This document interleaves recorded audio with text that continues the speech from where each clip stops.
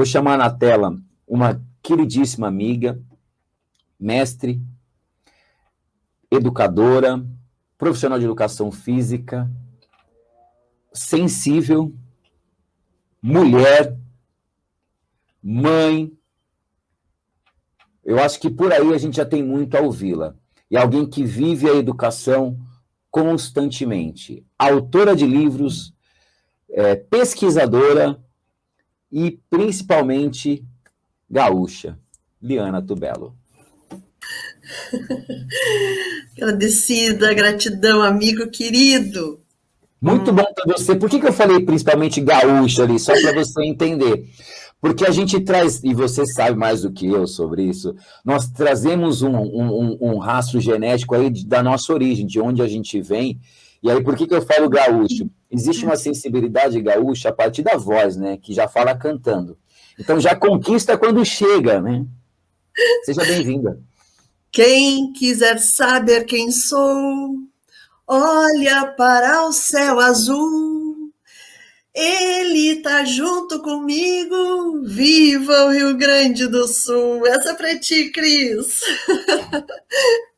Então, bom dia a todos, boa tarde, quem for assistir à tarde, boa noite para quem for lá para a plataforma mais tarde. É um prazer enorme, é uma felicidade incrível estar aqui com vocês. E já no meio desse turbilhão de perguntas e questionamentos que vocês trouxeram junto com o Pacheco, com o Tiago e com o Cris, eu também vou começar meu trabalho nesse momento, né, com duas perguntas que eu quero que vocês respondam aí no chat. Então, vou largar essas duas perguntas, porque eu vou começar o trabalho aqui com a Joyce, com os meus slides, né? Porque eu preciso trazer imagens para vocês dessa inquietação que vai ser esse meu momento com vocês. Uma inquietação que não nasceu de mim, nasceu do popular. Eu tive colegas, professores que me pediram para falar sobre isso. O lugar de criança é no chão. Será que é só no chão? Mas esse vai ser o mote do nosso trabalho nesse meu tempo com vocês. Mas as duas perguntinhas são as seguintes. O que você precisa para brincar? Essa é a primeira pergunta, ok? Aí vocês vão largando no chat para nós e aí a gente vai interagindo com vocês. O que você precisa para brincar? E a segunda, sentar é uma condição estática ou dinâmica para você, ok? Não tem certo ou errado, ok? A gente vai ir falando sobre isso ao longo da minha dinâmica com vocês, mas são essas duas perguntas que eu quero que vocês desenvolvam aí no chat para a gente conversar e refletir sobre isso. Esse nosso momento vai ser um momento de reflexão. Vou trazer algumas coisas que eu estou acostumada a trazer para vocês, científicas, e também para inquietar sobre o brincar e sobre a condição de ser criança. É sobre essa condição que nós vamos falar, sobre a condição de ser criança. Ela é uma condição dentro do desenvolvimento humano. Então, vamos lá então? Ó, apenas querer brincar. A Sandra Maria já nos diz aí, ó. O que você precisa para brincar? Apenas querer brincar. Exato. Porque o brincar é construir vínculo. Então, vou pedir para a Joy a próxima imagem, né? Então, eu estou em Capão da Canoa, eu moro em Capão da Canoa, Rio Grande do Sul. Então, é litoral, não tem como eu não me sentir e querer mostrar para vocês quem eu sou através do ambiente com a qual eu me relaciono. Eu moro no mar, né? Como diz as nossas músicas populares. Lá no mar tem areia, areia, tem areia no mar, areia. Então, existe aí uma relação interativa entre o mar e a areia. Eu moro entre o mar e a lagoa. Nós somos feitos de 70% de água. Olha as relações que eu estou fazendo no meu brincar com as palavras. Eu não preciso de nada para brincar e eu preciso de tudo. Eu preciso querer brincar, como disse a Sandra. Então, a criança, ela precisa estar.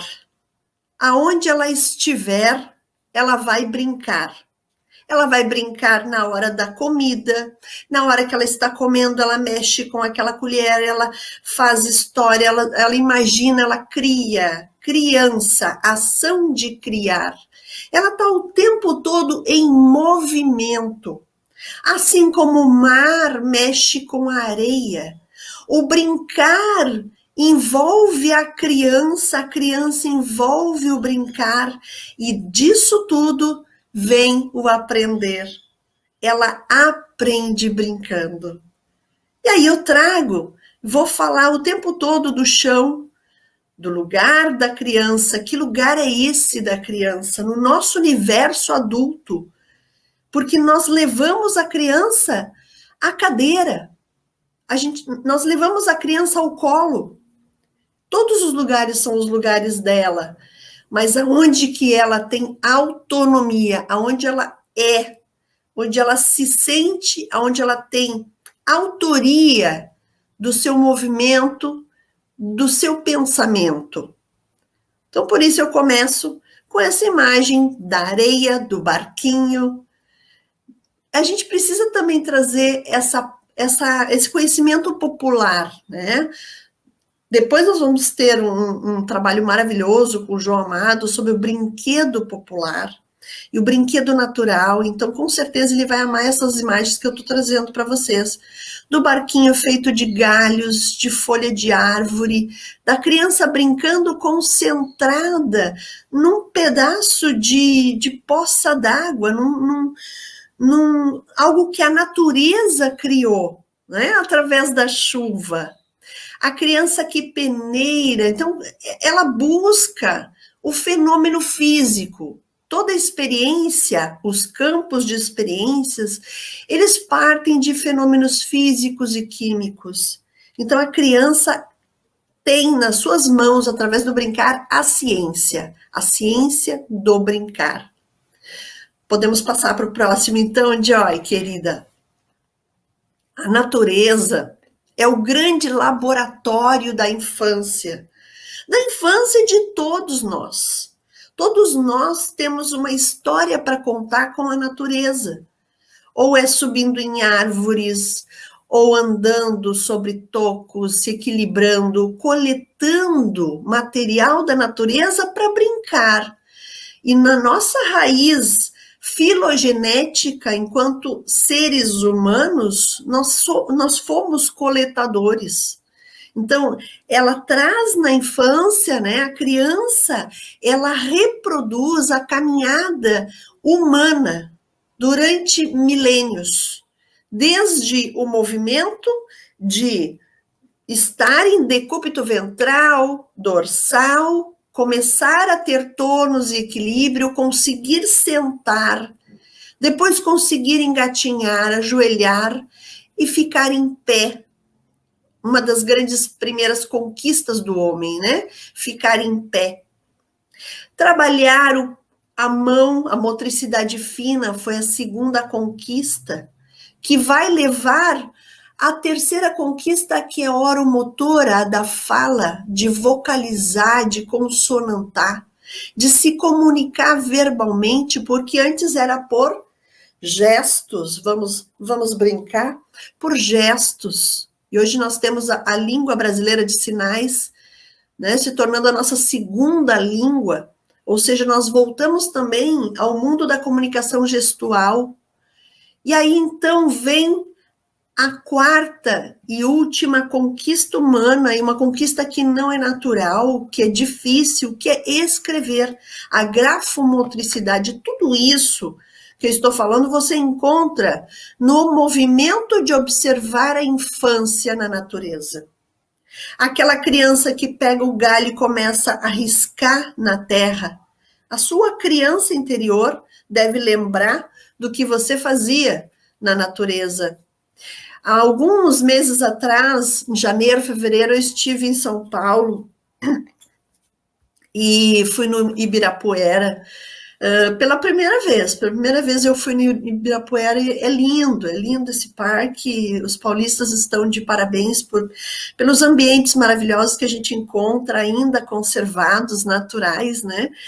E eu estava com o meu namorado, meu queridão, né, o Sidney, e a gente estava a observar um bebê, uma criança com sua mãe, sua avó no entorno, e ela estava a brincar livremente, pegando folhas do chão, do gramado onde ela estava. Ela não precisava de brinquedos e nem os adultos haviam oferecido brinquedos a ela. Ela observava atentamente duas folhinhas, uma mais verde e uma mais marronzinha, mais seca. Ela observava e nós ficamos bem distantes, conversando sobre o que nós víamos. Então, sobre tudo o que foi falado há pouco tempo atrás, sobre a escuta ativa, que o Cris trouxe, né, e que muitos de vocês trouxeram no chat, é muito importante que se pare para observar. Observar sem julgar. Porque a infância, ela acontece para além de nós adultos. A criança precisa de nós para os cuidados, né? Para aprender a cultura, porque a cultura ela é transmitida de pai para filho, de sociedade para aquele que está presente na sociedade, assim como os brinquedos, que estão há milênios, muitos brinquedos populares, que a gente chama, né? Eles estão há milênios conosco, por quê? Porque foi passado de geração em geração, e eles já foram recursos de ensinagem, e foram sendo abandonados no percurso da pedagogia. Né? Então, de tudo que eu estou falando, eu quero voltar sempre à criança. A criança que brinca em uma ação investigativa, que ela não precisa de nós, porque ela tem uma bagagem genética que traz esse instinto de investigar, de pesquisar, de experimentar o mundo no seu entorno. E, para além disso, e primeiramente, observar e explorar o seu mundo, o seu corpo, o corpo da sua mãe, o líquido amniótico dentro do útero da mãe, ela já explora com a boca, com o tato, porque ela está em meio líquido, ela sente o seu todo dentro do útero e já vai construindo aprendizagens. Hoje, através do equipamento tecnológico, a gente consegue ver as crianças, o bebê em formação e interagindo com o que está acontecendo fora do útero e também com o que está acontecendo dentro. Então, a gente diz, já consegue ver que a criança brinca nesse útero. Vamos adiante, então? Então, nós estamos falando de infância, estamos falando de cultura, porque existe essa pulsão natural de brincar, mas a cultura do brincar, ela é aprendida através do social, através da interação. Quando eu falo que brincar é vínculo, porque é a etimologia da palavra brincar, eu estou falando de relação comigo mesmo, relação através dos objetos, relação com o outro, com o ambiente do entorno. Então, eu trago aqui um pensamento da Maria da Graça Horn, que é nossa gaúcha, doutora gaúcha, responsável, junto com mais outros estudiosos, pela construção dos campos de experiência que estão dentro da BNCC, que é a base da BNCC, né? Então, dentro do livro dela, Sabores, Cores, Sons e Aromas, a organização dos espaços na educação infantil, ela fala, as crianças brincam e assim criam culturas. As culturas são significações e formas de ação social que estruturam as relações das crianças entre si, bem como os modos como interpretam, representam e agem sobre o mundo. Então, é um agir e ser agido por ela, pela cultura, pelas relações. E aí, claro, eu trago aqui, ainda pensando no chão, na natureza, os bonequinhos de galhos que elas produzem, elas não precisam nem colocar roupinhas, elas começam a criar histórias com os galinhos, ou com pedras, ou com folhas. E trago também os brinquedos populares, como andar, fazer os carrinhos, né? Ou andar de rolimã, de carrinho de rolimã, ou construir caixas. Olha que honra, meu Deus! Fábio Broto, Profiliana, é sempre inspiradora. Brincar é se relacionar consigo, com as pessoas, com a natureza, com a vida. Gratidão imensa, querido e inspirador, professor Fábio Broto. Uma das pessoas que eu citei na época que eu fiz a dissertação de mestrado, que foi sobre o brincar e educação psicomotora de Lebuche, eu citei várias vezes Fábio Broto, porque ele é uma grande referência brasileira e fora do Brasil, né, dos jogos cooperativos, dos jogos de ser com o outro, de jogar e ser jogado com o outro. Então, um dos brinquedos populares que eu trouxe para vocês aqui nessa cena, com certeza vocês brincaram muito na sua infância, é o jogo de elástico, né? Aqui em Capão da Canoa ele é bastante comum nas escolas, e ele é uma variante do jogo de barbante, do jogo da cama de gato, que é milenar. Então, se eu não me relaciono com o outro e não brinco com esse jogo, ele não vai adiante nas próximas gerações. E existe uma necessidade, sim, de brincar e de jogar, uma pulsão natural. Então, preservem a cultura da infância jogando, brincando em família, jogando, brincando na escola. E através dessa relação, aprendendo socialmente, estimulando o sistema de neurônios espelhos. Vamos adiante, vamos lá, que eu tenho mais para vocês. Aí eu trago um livro da Gobi Pinasa, que são estudiosas de Reggio Emilia, né? Da abordagem regimiliana de Loris Malaguzzi. E elas falam, essa fala é muito linda, eu gosto muito dessa fala delas. Culturas emergem, crianças recriam entre desenhos, elas se expressam, né? Na dança, nos sons, nas pinturas, nos cantos e movimentos, apresenta-se um mundo dinâmico, porque é ação, é movimento. A imaginação se encontra ao lado, isso é muito importante, a imaginação está ao lado do pensamento, né? Não acima do pensamento lógico, que teimamos em impor às crianças, sobretudo de modo escolarizante. Então, o brincar, em essência, ele não é escolarizado. Então, nós precisamos ter esse cuidado de não escolarizar o brincar. Ele deve estar presente dentro da escola, dentro da família, dentro de todos os campos de relações sociais. Mas ele deve ser, o brincar é.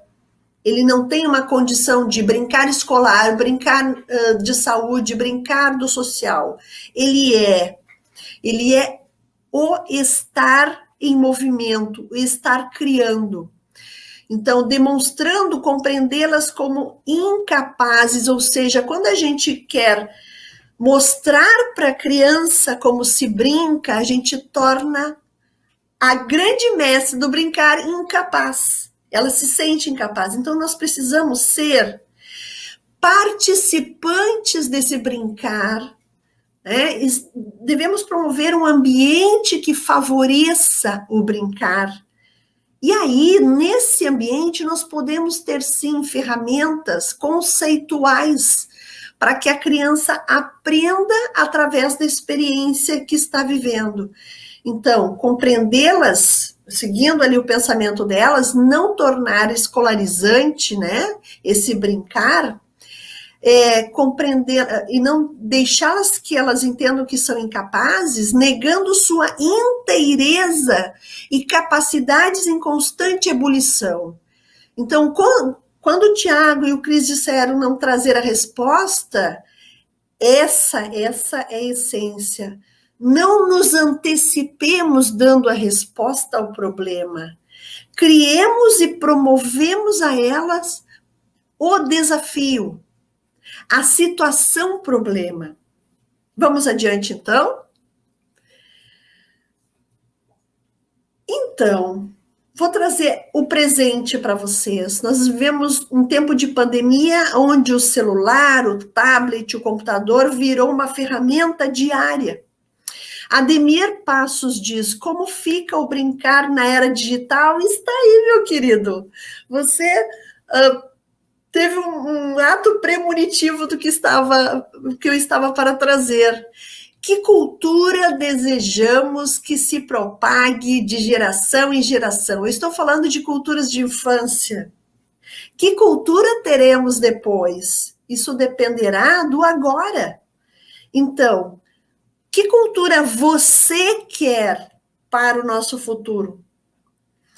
Cultura do movimento?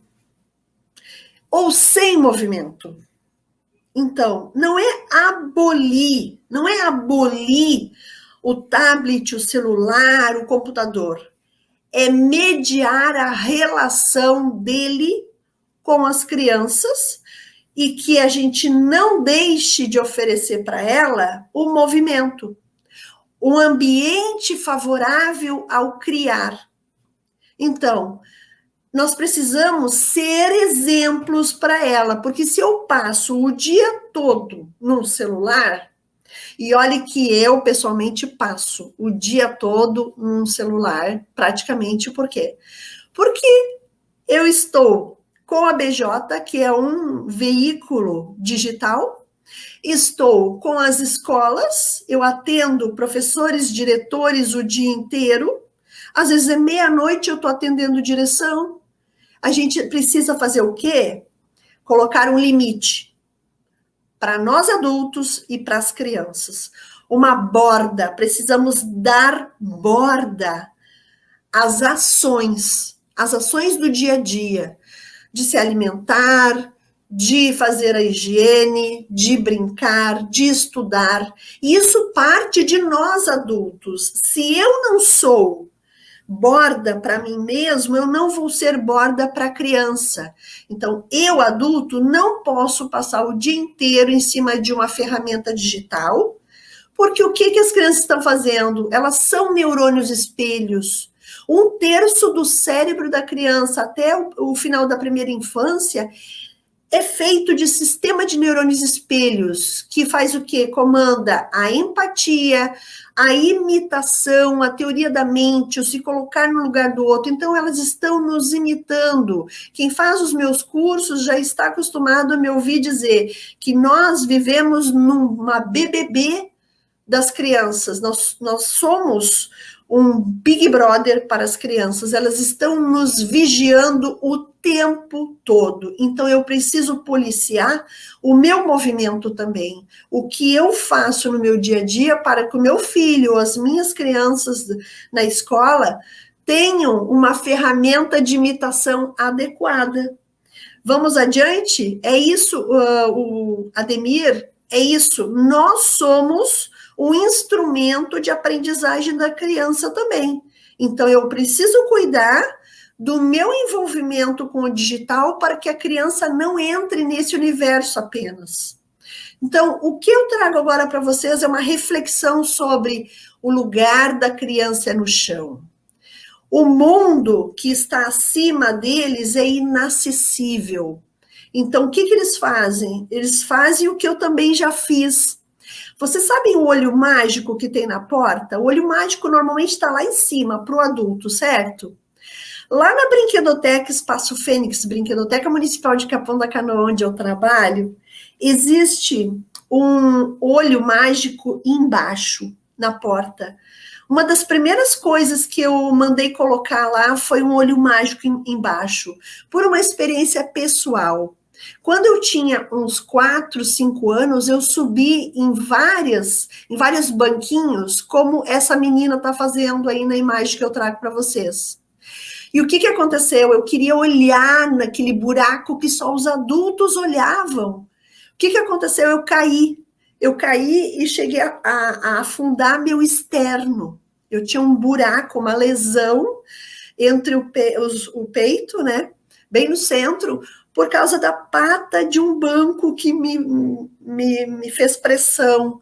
Isso eu não esqueço. Então, uma das primeiras coisas que eu coloquei lá na Brinquedoteca foi um olho mágico, para as crianças olharem na altura delas. Então, o universo exploratório tem que estar ao alcance da criança.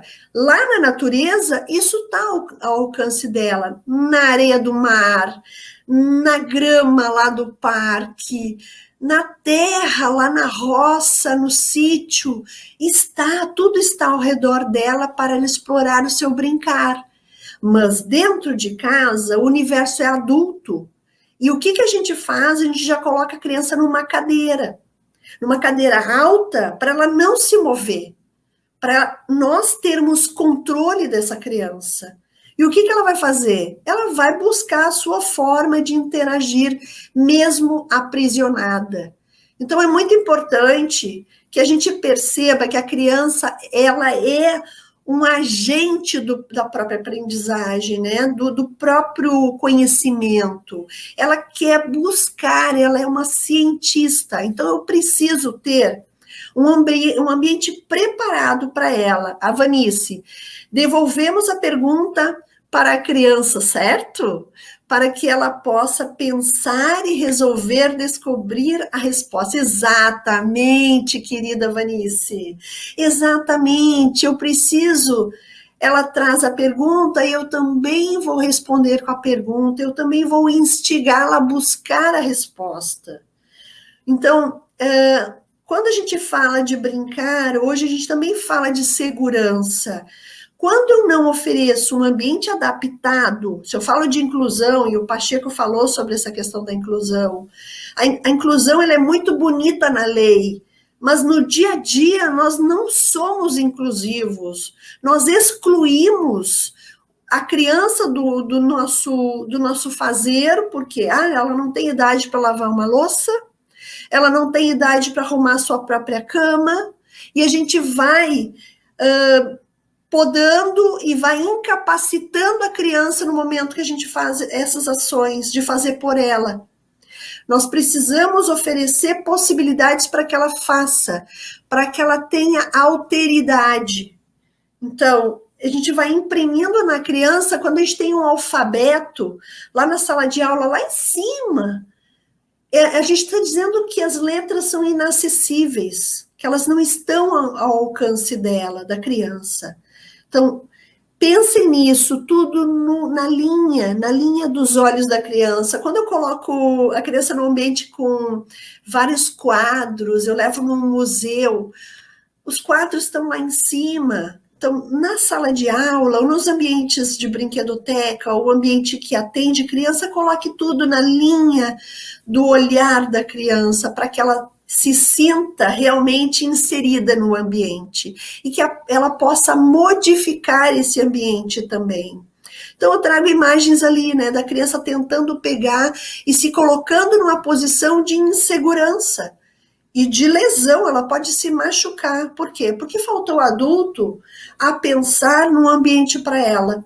A criança que está engatinhando, sim, ela pode ter alguns objetos um pouquinho para além do olhar, para instigá-la a sair da posição de gatil, para a posição ajoelhada, para pegar o objeto e chegar à primeira conquista do homem que é ficar em pé, né? A ontogenética, ela reproduz a filogenética. Vamos adiante, então. Olha só, agora mais um desacomodar que eu quero provocar, né? Eu quero trazer provocações para vocês. A cadeira, o que é uma cadeira? Ela vem etimologicamente da cátedra, né? Então, cátedra, a referência de cátedra é autoridade, reis, rainhas. Já na pré-história existia uma pedra maior, onde sentava o chefe da tribo. Então, a cadeira, ela representa autoridade.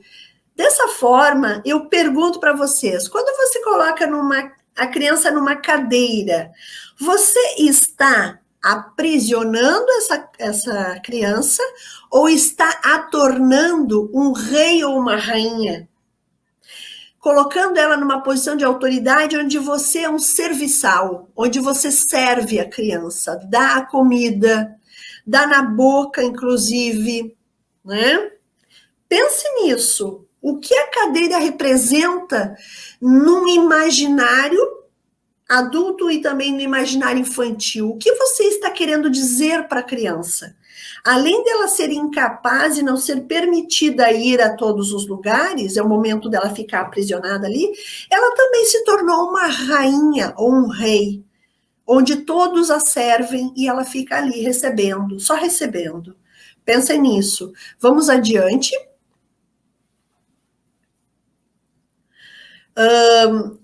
Culturas do Oriente. Então, eu quero trazer para vocês quando tudo começa, né?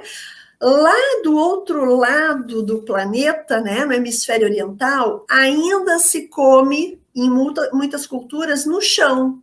Então, o lugar social também é o chão. Entre os árabes, entre os japoneses, alguns locais também da China, da Coreia. Então, em muitos lugares, ainda se senta no chão para se alimentar.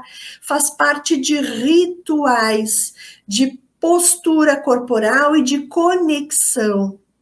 Então, por que a criança também não pode ser respeitada no seu ambiente natural, que é o chão? Por que ela já, com 1 ano de idade ou menos, já tem que estar no alto numa cadeira? Eu vou trazer aqui uma grande referência para mim, que é Montessori. Maria Montessori, uma médica italiana e pedagoga como honoris causa, né? Ela não era uma pedagoga de graduação, mas ela recebeu esse título na Itália e formou muita gente, né, dentro da pedagogia, através da pedagogia científica, né, porque o método Montessori, ele só surge, esse nome, depois de Maria Montessori. Ela trazia a pedagogia científica que nasceu em Jean Tarde, em Edouard Segan. Então, é como, por exemplo, Pestalozzi, o método Pestalozzi, ele só nasce depois de Pestalozzi. Antes disso, ele tinha a escola nova, as oficinas. Então, eles vêm a partir de alguém, a gente vai transformando o conhecimento, vai amalgamando as nossas experiências. Então, o que Maria diz para nós, né, Maria Montessori? Que a criança já deve partir do chão sempre. De todo o movimento dela deve ser no chão. O chão é um ambiente que lhe dá segurança e equilíbrio para ser com o seu entorno e nas relações. Então, não foi ela que criou o quarto Montessori. Isso são as lojas, o comércio, as empresas que vão se apropriando do método e dizendo, esse é o quarto Montessori. Ela não criou o quarto montessoriano, e nem todos que estão aí em oferta poderiam estar sendo ditos como montessoriano, porque o quarto que oferece um ambiente montessoriano é um colchão no chão, apenas. Poucos brinquedos em um ambiente organizado, com estantes baixas, ao acesso da criança. Um quarto onde ela já consegue interagir desde pequenininha, né? Antes de 1 ano de idade. Quando eu coloco ela num berço, eu torno o mundo inacessível para ela e ela só vai ter acesso ao que eu der. Ou seja, é um impedimento total, é um aprisionamento da infância. Vamos adiante, então. Acessibilidade, né, física. Quando eu falo de inclusão, não é só dar acessibilidade a quem tem deficiência, mas é a todo tipo de ser no mundo, de ser e estar no mundo, inclusive a condição da infância. Então, quando eu perguntei para vocês, o que você precisa, né, para brincar? Não sei como é que tá o chat aí, galera. Os bastidores da BJ, como estão as respostas a essa pergunta que eu fiz? O que você precisa para brincar? Eu vi que vocês trouxeram da Sandra. Oli, Oi. o pessoal está encantado. Eu estou boquiaberto, porque mais uma vez você traz um conteúdo inédito. Eu te conheço há anos, anos e anos, e mais uma vez, eu estou emocionado porque você traz um conteúdo inédito para pais, para educadores, para professores, para a sociedade, assim,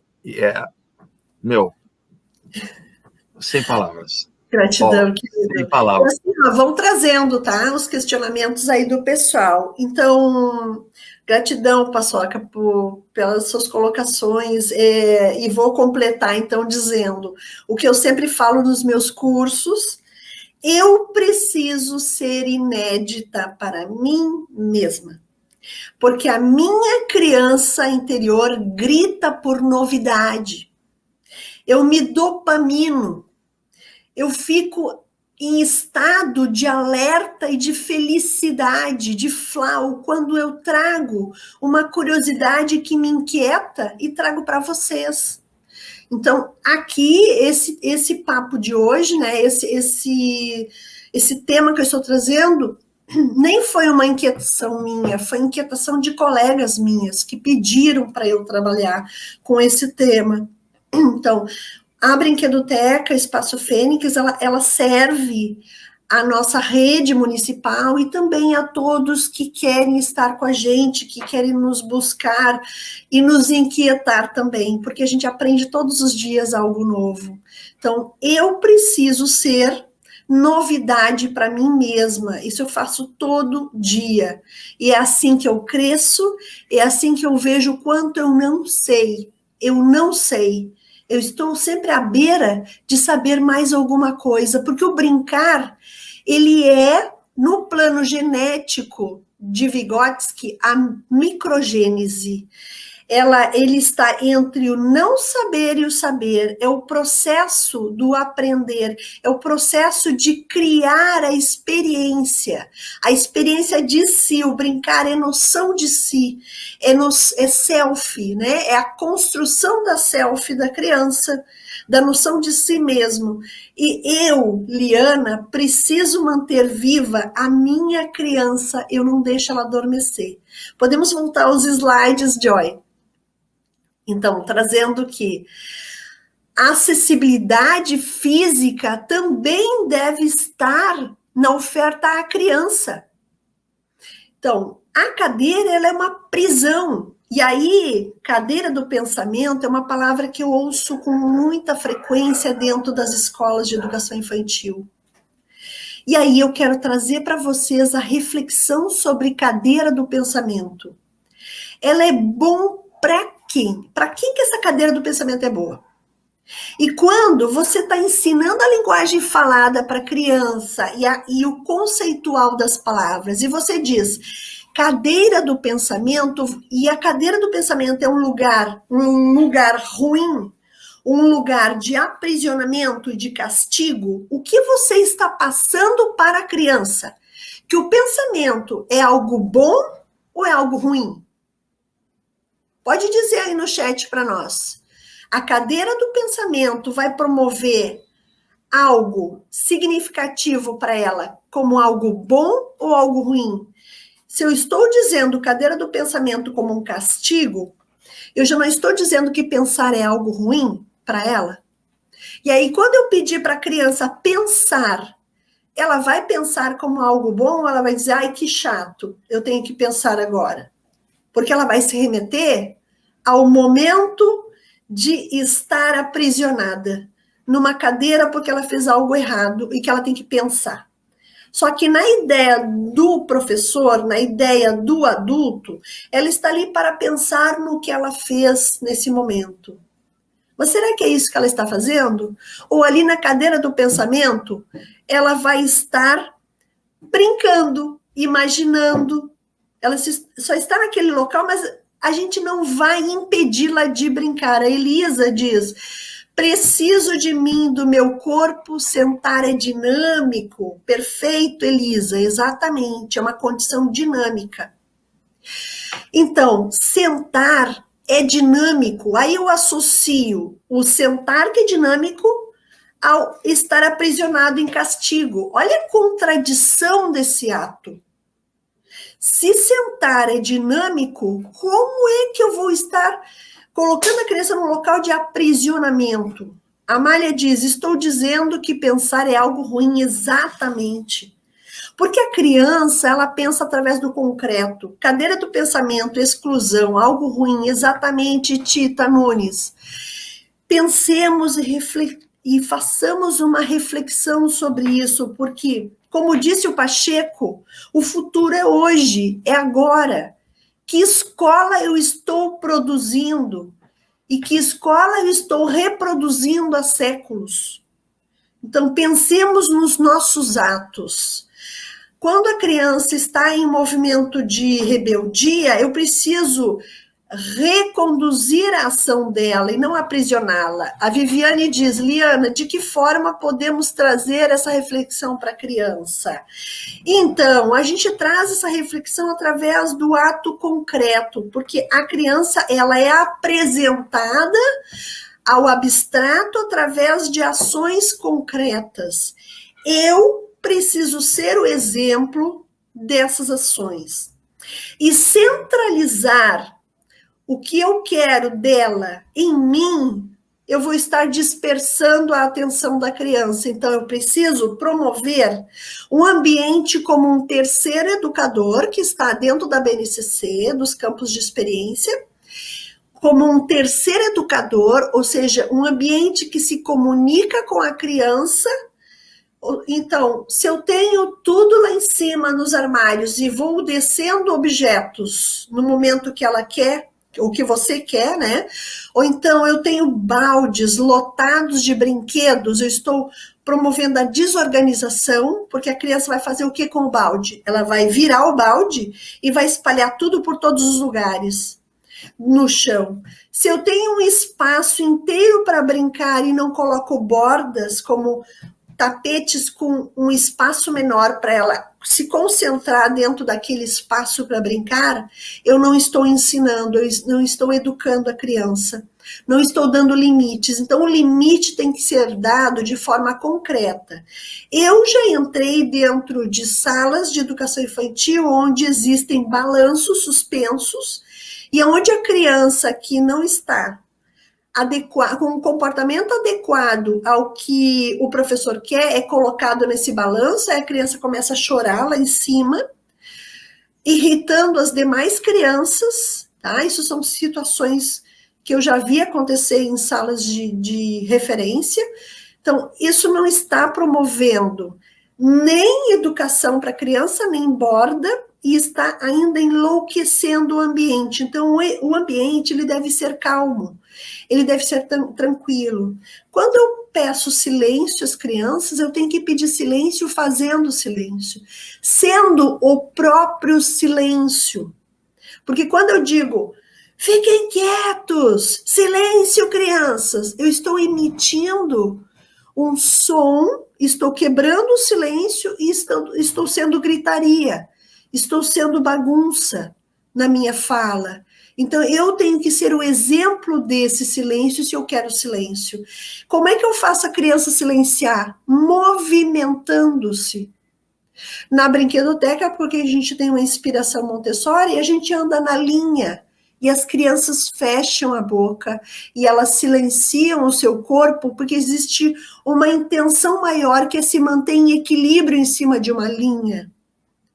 Aí, então, isso obriga, neurologicamente, isso obriga a fala a se conter, porque existe aí um campo de conexão entre equilíbrio e tônus e a fala.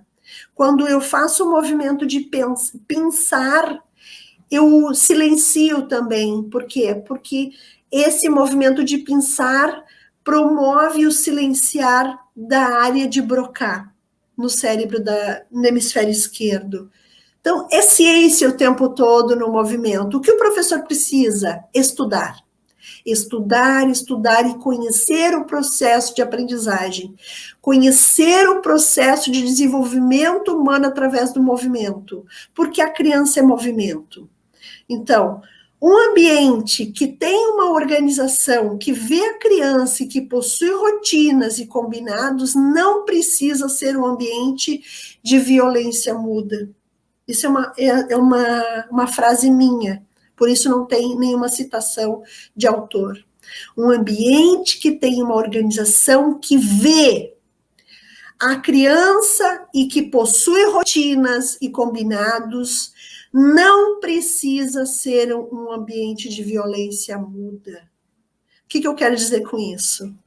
Um ambiente que não dá acesso à infância é um ambiente de violência, na minha percepção, porque é um ambiente que está vendo o adulto apenas e está excluindo a criança do processo do aprender e se desenvolver dentro do ambiente na qual ela está inserida, que é o ambiente familiar, ou ambiente escolar, ou ambiente de um clube, de um lugar onde aceita a criança, até na igreja, né? Seja de qual for a religião, na sociedade religiosa, a criança ainda não é vista, porque são bancos para adultos sentar, a criança tem que ficar dentro de um local, por exemplo, do colo da mãe, do pai, e aí ela começa a chorar. Por quê? Porque ela não está preparada para aquele ambiente, que ele está extremamente voltado para o adulto. A Sônia diz: como age, Liana, em momentos de indisciplina por parte das crianças? Por que temos indisciplina também no mundo infantil? Sei que devemos deixá-la livres até quando, eu não sei, não completou, né? Mas é o que eu falei, Sônia, o ambiente, ele é uma ferramenta para você, educador, para você, professor. O ambiente, e para isso eu preciso estudar sobre o ambiente. Eu trouxe para dentro dos cursos da BJ o termo proxemia, que é a linguagem dos espaços, que é um termo cunhado por Edward Hall, um antropólogo americano. Então, eu trouxe para dentro da educação esse termo como uma ciência dos espaços que a gente deve estudar. Então, por exemplo, a brinquedoteca, onde eu trabalho, é um espaço que está sempre se modificando. Por quê? Porque quando eu me coloco como um professor observador, e elas estão ali em ações livres, ok? Elas estão em autonomia do seu brincar, só que eu, professor, brinquedista, estou vigiando o brincar, eu estou observando o brincar e eu vou interagir com elas, eu vou intervir num momento de conflito que haja. Mas quando é que há movimento de conflito? Pouquíssimos. Por quê? Porque eu tenho um ambiente preparado, onde a criança aprende o combinado de ter um tapete que vai ser limitador do seu brincar, que ele pode ser ela com ela mesma, ela com mais um. Ela tem nos combinados também uma atenção para o meu combinado concreto, eu apresento de forma concreta, ou seja, ele é visual, auditivo e muitas vezes também tátil, porque muitas vezes eu passo o objeto na roda pela criança para ela experimentar. Então, eu preciso dar para ela ferramentas de compreensão. E a fala nem sempre traz essa compreensão. Muitas vezes ela traz confusão para a criança. Então, preciso fazer isso de forma ativa, concreta e também através de objetos, ok? Vamos para o slide.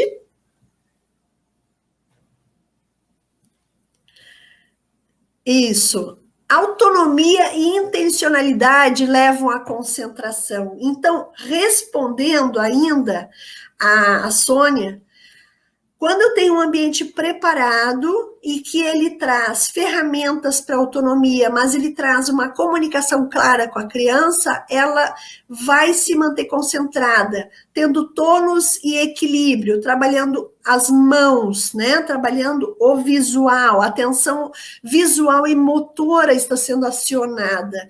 Quando eu tenho um material preparado com borda, ela está dentro de uma caixinha, está organizado, são poucos objetos, a criança se torna mais equilibrada, onde eu tenho um ambiente com uma panaceia de coisas, né? Tem um acervo enorme e desorganizado, que está todo solto, eu levo a criança à desorganização também.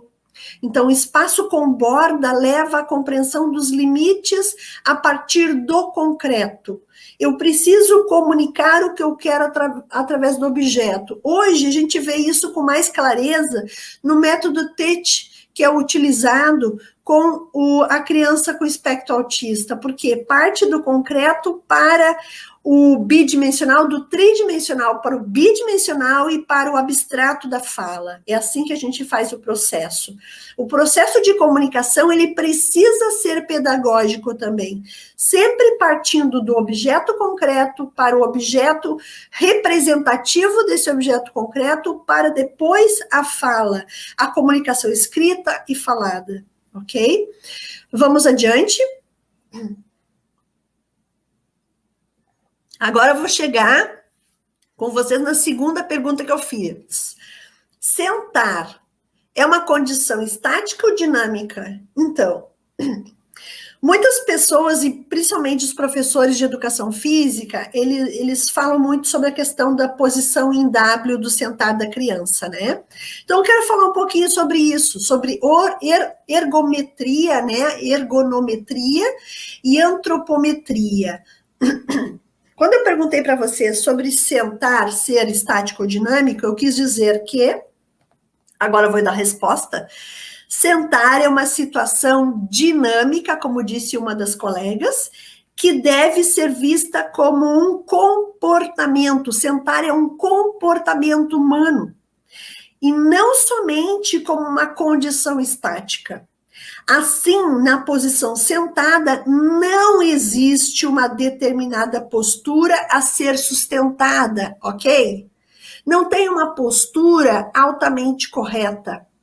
Se o sentar é dinâmico, a criança vai usar de diferentes posturas sentadas. Não é só a postura do índiozinho, que é a postura correta. E também não é a postura do W, a postura vilã da construção morfológica e estrutural da criança. Essa postura, ela é muito confortável, do W, as crianças reproduzem muito porque ela é confortável, porque dá equilíbrio à báscula pelve, né? Ou seja, o quadril, ele coloca o quadril em relaxamento. Não é uma postura boa, não, para os ligamentos dos joelhos, para a estrutura que está sendo construída nesse corpinho. Mas ela pode, eventualmente, né? Qual o nome do método? De qual método está falando, Luciana? Porque eu falei do método Montessori, eu falei também do termo proxemia de Edward Hall, né? Que eu trago nos meus cursos pela BJ e fora da BJ também, que é a linguagem dos espaços. Então, me diz aí sobre o que eu falei, porque eu falo muita coisa. Então, não sei exatamente que método que eu referi, que você quer que eu responda. Então, voltando a essa questão do sentar, assim, Na posição sentada, não existe uma determinada postura a ser sustentada. As mais adequadas, entretanto, são as posturas sentadas, ereta, né, encostando o bumbum no apoio da cadeira, e a lordótica, que é a que acontece através da posição de índio, né, de pernas cruzadas, a postura de lótus do yoga. Também a postura de diamante do yoga, que a gente dobra os joelhos e coloca para baixo. Desde usado com o té, é o TEACH. T-E-A-C-C-H, tá? TEACH. Isso, o tio Léo já respondeu aí, o TEACH. Ele é uma abordagem americana para ensinar as crianças do espectro autista, mas que tem muita similaridade, algumas coisas são similares ao método Montessori. Por quê? Porque vê a partir do processo pedagógico de comunicação. Então, voltando para esse slide que nós estamos, pode ou não pode? Pode todas as posturas. A criança, enquanto ser em movimento, ela vai cansar de uma postura e vai mudar para outra. A mesma coisa acontece com nós adultos. Eu gosto muito de sentar no chão e sentar de pernas cruzadas. Nesse momento que eu estou falando com vocês, eu estou em posição de índio, em cima do sofá onde eu estou sentada, só para ter uma ideia. Por quê? Eu faço isso até quando eu estou almoçando, porque é uma postura confortável para mim. A gente chama de sentado em postura lordótica, porque você relaxa a lombar, né? E encaixa o quadril. Quando a gente está nessa postura de lótus ou postura de pernas cruzadas, você também se mantém com antagonistas e agonistas em contração. Você se mantém com uma postura. E a oxigenação do cérebro acontece de forma fluida. Quando eu estou sentada numa cadeira ou obrigo uma criança a ficar sentada na cadeira, começa a quebra desse equilíbrio postural.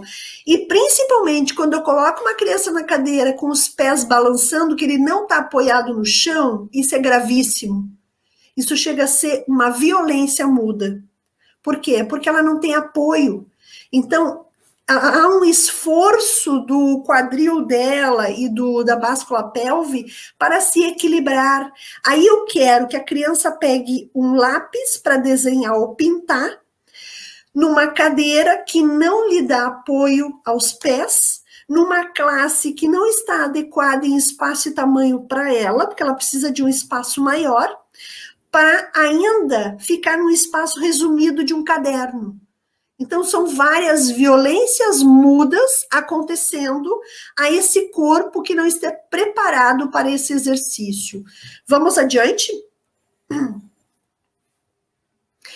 Agora eu vou trazer para vocês um pouquinho sobre os elementos da natureza e o brincar no chão. Lembra? O lugar de brincar é no chão.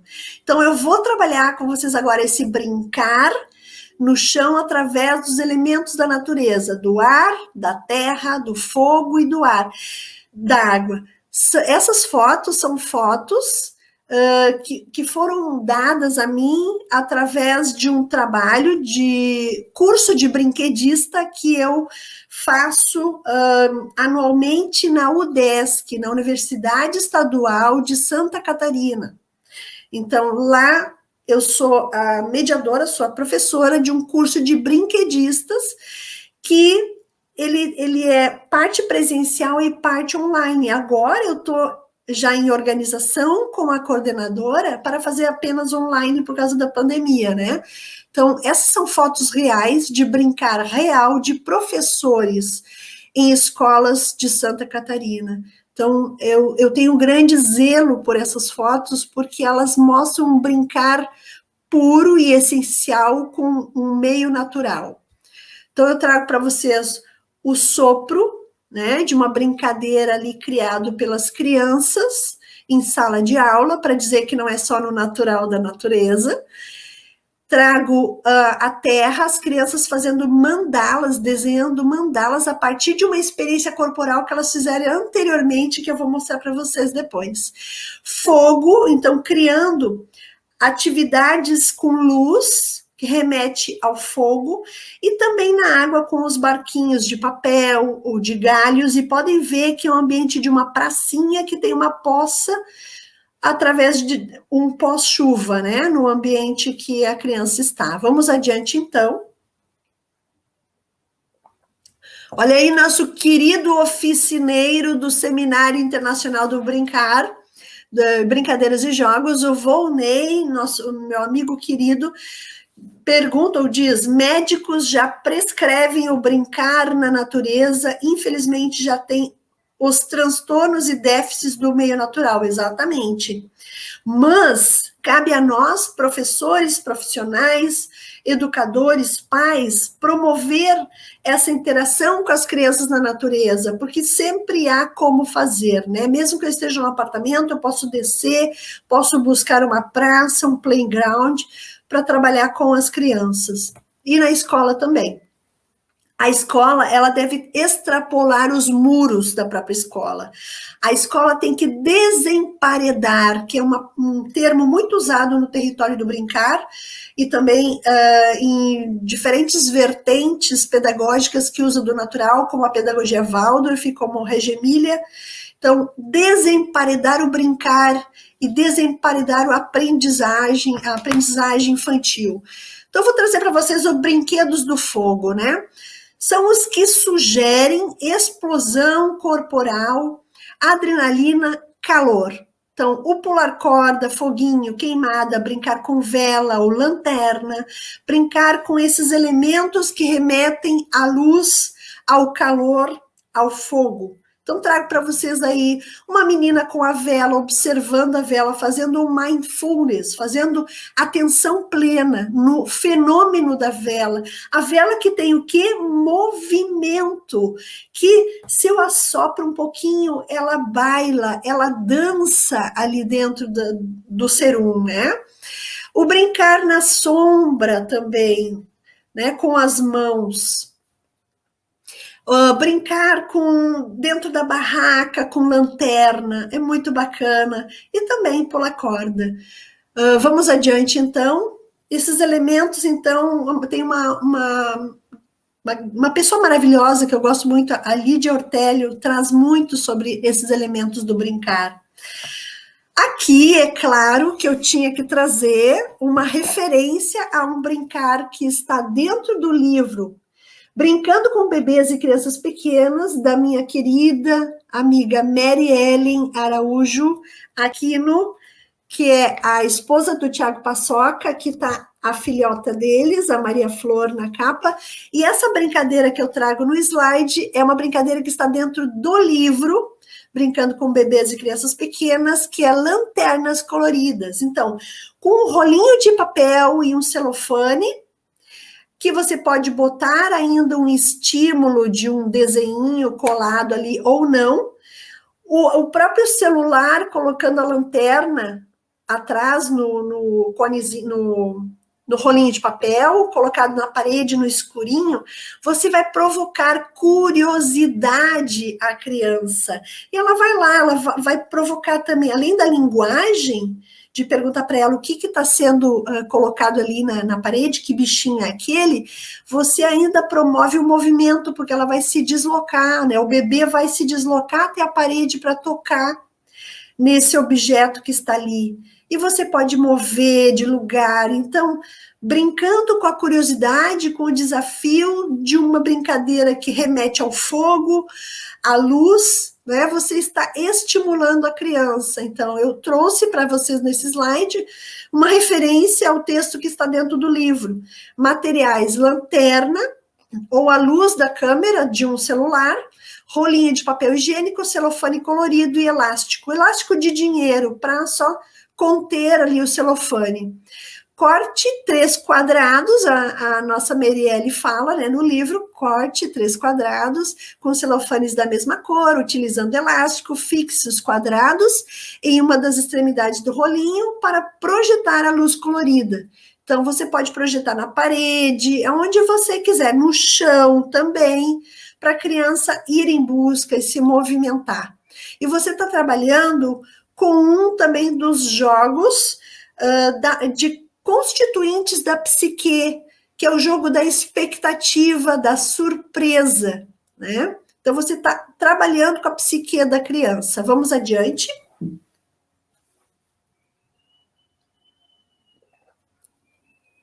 Vânia Durão. Acreditava que educação servia como prevenção diante do aqui exposto, já pensando que está mais para reabilitação. Também, querida, o brincar, por exemplo, em brinquedotecas, ele já é obrigatório por lei federal em todo o ambiente que interna, que recebe crianças para internação, porque o brincar, ele ajuda a salvar, ajuda na terapia, né? Então, ajuda a melhorar as condições de saúde da criança, e isso existem inúmeros artigos e pesquisas científicas publicados já. Então, realmente, o brincar salva, ele cura, ele educa. O brincar é um fenômeno intrínseco à infância e ao ser humano, porque nós adultos também brincamos. Aqui eu trago mais uma brincadeira dentro do livro Brincando com Bebês e Crianças Pequenas.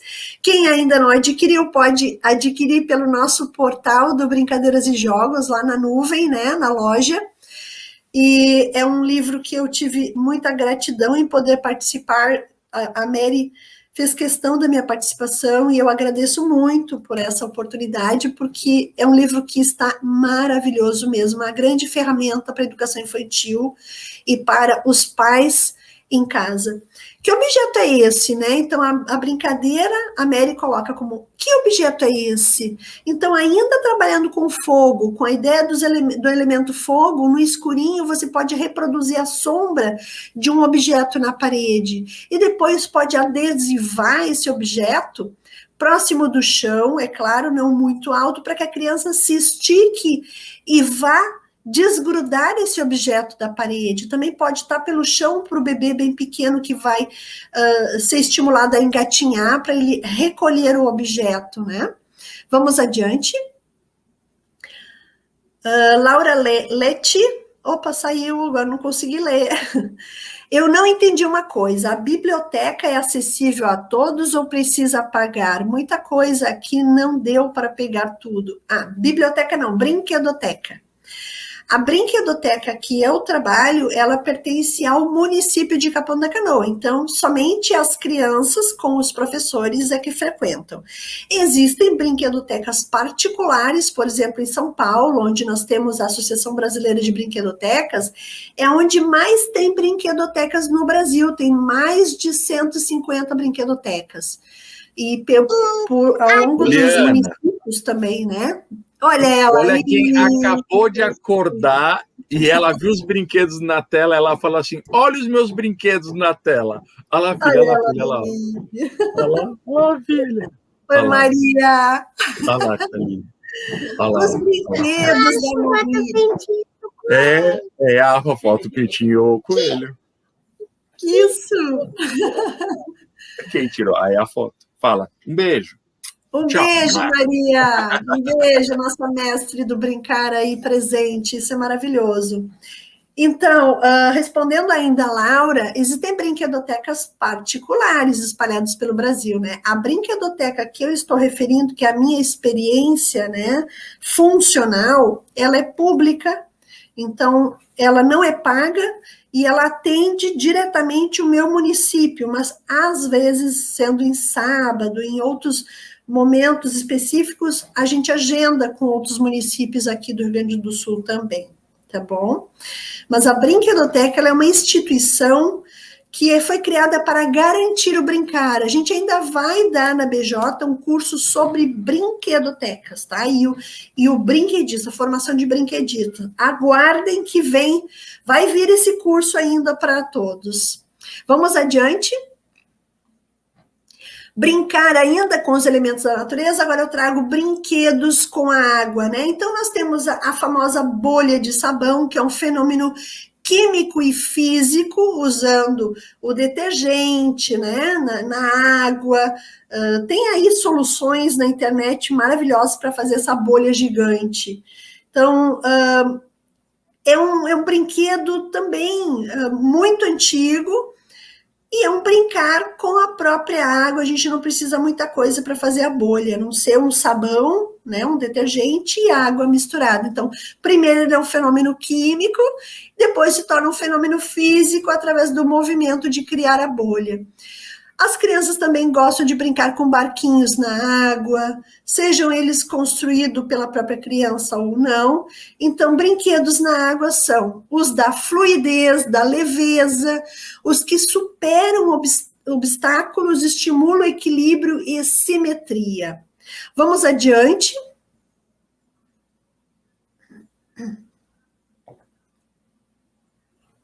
Brinquedos na terra, né? Então são os que imitam a vida cultural, os que têm contato com a matéria e os de pés no chão, os que sugerem um enraizamento social. Brincar de se aterrar na areia ou se enterrar na areia, né? De moldar objetos. Aqui na praia a gente faz castelinho, isso é muito tradicional, é cultura de brincar no mar, né? Brincar com barro, peão, plantar e fazer casinha também, né? Construir casinhas na terra. Então, trouxe vários elementos aí que tem relação com brincar na terra. Vamos adiante.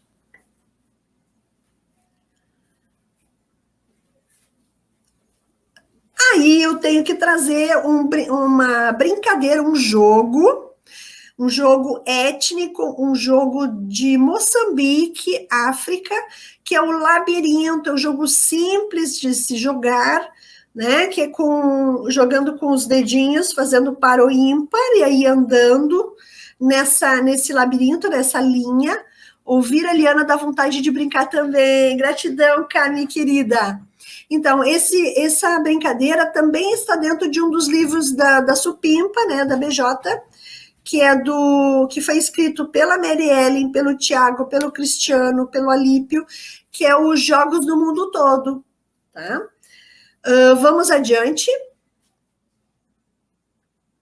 Brincar do ar, agora. São aqueles que ampliam a visão e os sentidos, que trazem a contemplação, que remetem a uma ideia de leveza e que sugerem um deslocamento social. Amplia sua visão do mundo, o enxerga sobre outra ótica. Então, quais são os brincar no ar aí nessa classificação? Pernas de pau, peteca, pipas, aviãozinho e todos os brinquedos que dependem de aerodinâmica, né? Vamos adiante. Brincar, então, oromotor, que é um brincar aqui que traz brinquedos do ar, como a bolha, que eu falei. Então, a gente pode fazer classificações diferentes dentro de uma pedagogia, né? Assoprar as bolinhas de isopor dentro do copo de vidro ali com o tule. As crianças amam, porque as bolinhas vêm de encontro ao rosto, mas não no rosto, né? Então, causa uma certa surpresa. Brincar de assoprar as plumas. Então, inúmeros brincar com o ar a gente pode criar.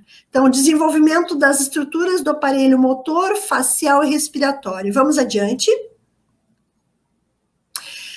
Ainda dentro do brincar, falando dos elementos que eu trouxe, eu posso categorizar, né? Dentro da ciência e da arte, o brincar com lanterna, teatro, fantasia, observação e aprendizagem, também são imagens reais de escolas de Santa Catarina e também algumas de Capão que eu trago. Vamos adiante.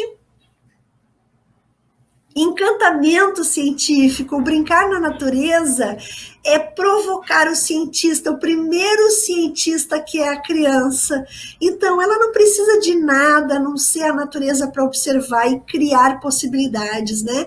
Agora, quando eu dou uma lupa para ela, nossa, essa lupa, ela ganha o mundo.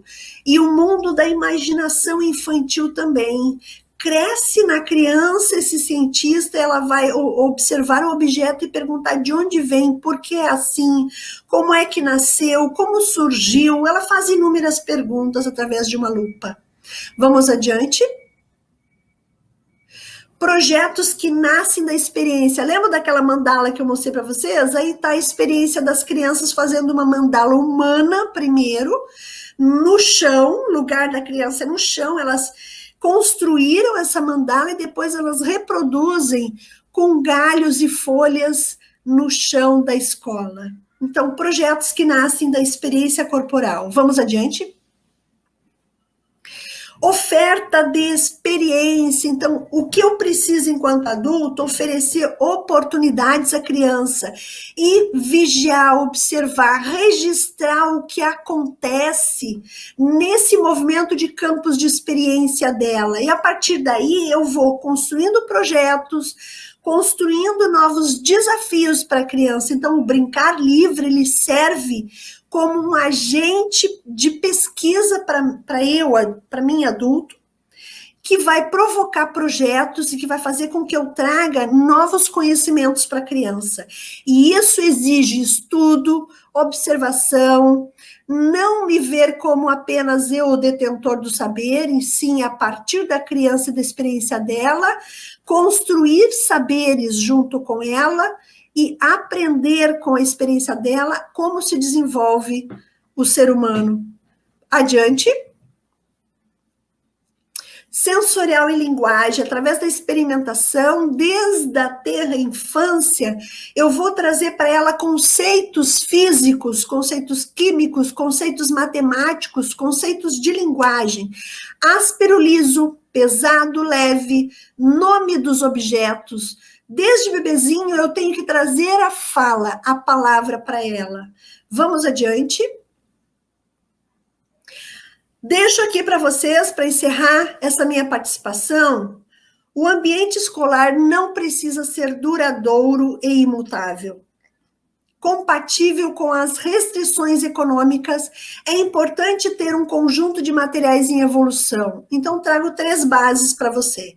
Elementos que mudam em apenas algumas horas. Você pode ter dentro do seu ambiente flores, plantas, colocar um regador com pouca água, a criança aprende a regar e cuidar da planta, porque projeto ambiental não é fazer brinquedo de garrafa PET, é ensinar a criança a cuidar da terra, cuidar do ambiente, higienizar o ambiente, isso é educação ambiental, cuidar das plantas, conhecer a estrutura e o processo das plantas. Elementos que nunca mudam, você pode ter no ambiente da criança objetos que vão permanecer ali, como o vidro, o metal, a madeira. Elementos que mudam e se tornam mais valiosos com o passar do tempo, como a madeira, que ela vai se desconstruindo, pedras preciosas também. Então, você promove uma novidade no ambiente a cada momento que você traz uma curiosidade nova, um objeto concreto novo nesse ambiente. Na sua sala de aula, você pode ter um cantinho, começar com uma mesa das curiosidades. Você vai ver o que vai despertar de perguntas das suas crianças. Vamos adiante, então. Minha mensagem final para vocês é de Walter Benjamin. O brincar, em essência, não se resume em um fazer como se fosse, mas um fazer sempre de novo, transformação da experiência mais comovente em hábito. Então, a criança é sempre um fazer de novo, um repetir e construir e transformar e aprender com o outro. Finalizo essa minha participação agradecendo pela oportunidade sempre a vocês que estão conosco, a BJ e as nossas redes digitais. Fica aí para vocês, me sigam na minha rede social, nas minhas redes sociais, Facebook e Instagram, Liana Pintuto Belo. Também tenho o meu número no WhatsApp, o meu podcast Neuróbicos, né, no Spotify, e também o meu canal Humanidade Lúdica no YouTube. Gratidão.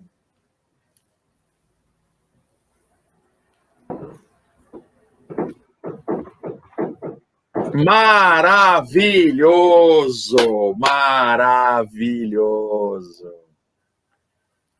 Encantado, mais uma vez, eu acho que a Maravilhoso. palavra é encantamento, inquietação, provocação. Esse, para mim, são as palavras que eu escuto agora. Galera, coloca no chat aí o que vocês acharam. Liana, Li, você é algo fora do comum, fora do comum, fora do sério, né? Você sabe do nosso amor aqui por você, enquanto quando a gente rompe barreiras do amor profissional é porque a coisa começa a ficar séria, né? Como disse o nosso querido Pacheco, precisa amar. E amar precisa amar, né? Eu concordo com ele, sabe? Porque eu costumo dizer nas minhas palestras de desenvolvimento humano que a criança não sabe amar, ela aprende a amar. Nós a ensinamos a amar. E porque é também um sentimento que se constrói na cultura, né? No social. Então, a gente, enquanto professor, também precisamos aprender a amar. A partir da nossa essência, do que nós somos. Nós não vamos oferecer à criança o que nós não somos. Somente o que nós somos é que interage com a criança, com o adolescente, com o adulto, que eu também sou professora. Eu preciso ser e gostar do que eu sou para poder realmente ensinar. É impossível se desprender de quem sou durante a minha atuação profissional também, durante aquilo que eu faço. Eu fui anotando várias coisas, foi muito bom, porque a gente vê que não está sozinho, né? E a gente sabe que existe um campo que não é um campo de experiência, existe um mundo de experiência. Então, separar a criança em campos e cuidar do educador, para que você não cometa esse erro de acreditar que os campos acontecem separadamente, assim como a Liana bem trouxe. É um mundo de experiência que perpassa a vida da criança. Então, que a gente consiga se lembrar disso sempre.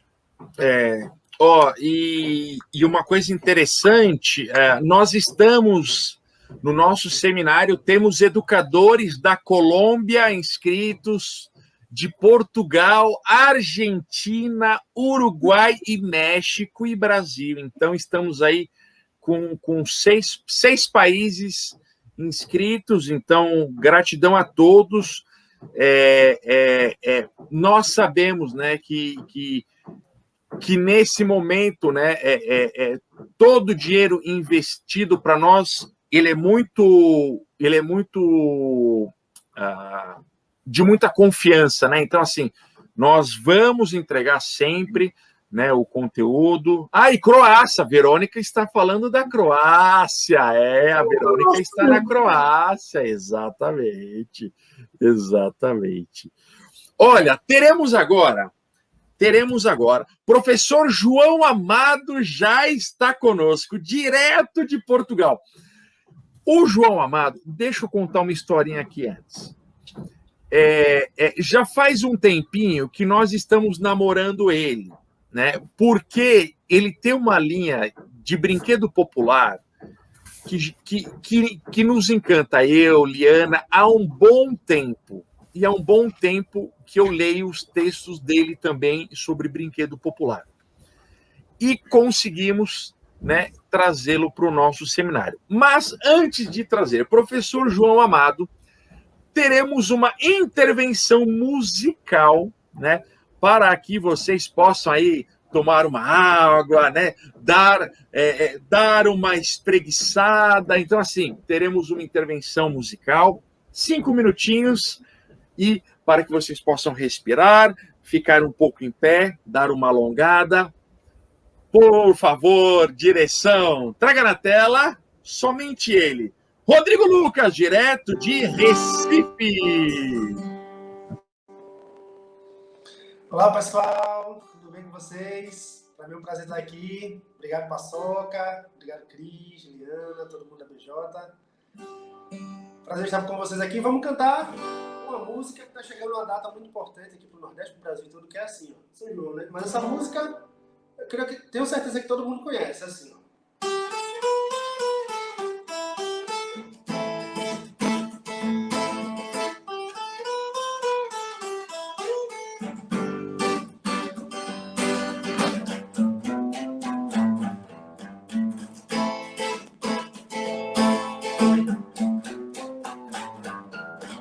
Quem sabe canta comigo assim, ó.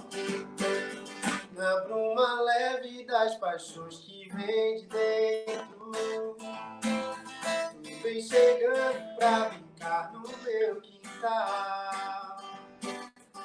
Teu cavalo peito, cabelo ao vento, sol parando nossas roupas no varal.